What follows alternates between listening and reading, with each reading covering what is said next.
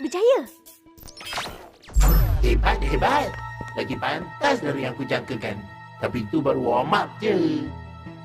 Sekarang, untuk cabaran sebenar. Apa kamu nak buat? Aku dah basuh sikit landasan training. Dan kejap lagi, ada satu lagi train yang akan bergerak dari arah bertentangan. Maksudnya? Maksudnya, dua-dua train tu terbabung. Dah tak berfungsi. Uncle, tolong. Ali, kau kat mana? Dia dekat dalam train. Disebabkan budak ni special, aku bagi dia main lebih sikit. Alamak, dah terlajak seminit. Okeylah, korang ada 4 minit dari sekarang. Ali, dengar sini. Kau boleh alihkan train tu masuk landasan lain. Kawal secara manual dari dalam. Okey.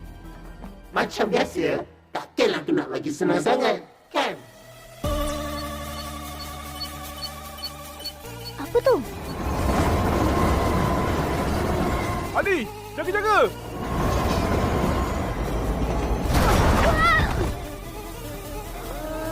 Tada! Selamat datang ke Boss Level.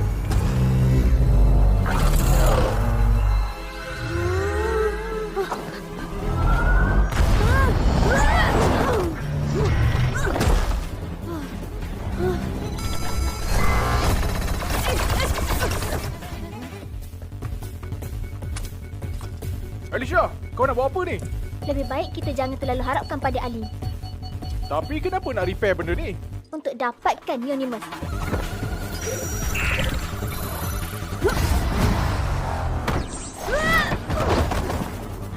Bukan senang aku nak dapatkan mereka ni. Dah boleh. Ini lokasi dia. Zaz, kau boleh kejar train tu. Pergi tolong Ali. Alicia, come on, jom.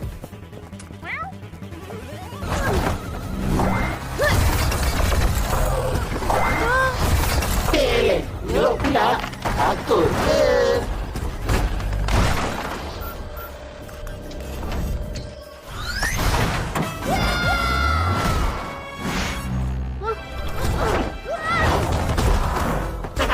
Tu je ke skill kau ada? Bosan lah. Cepat sangat dah habis.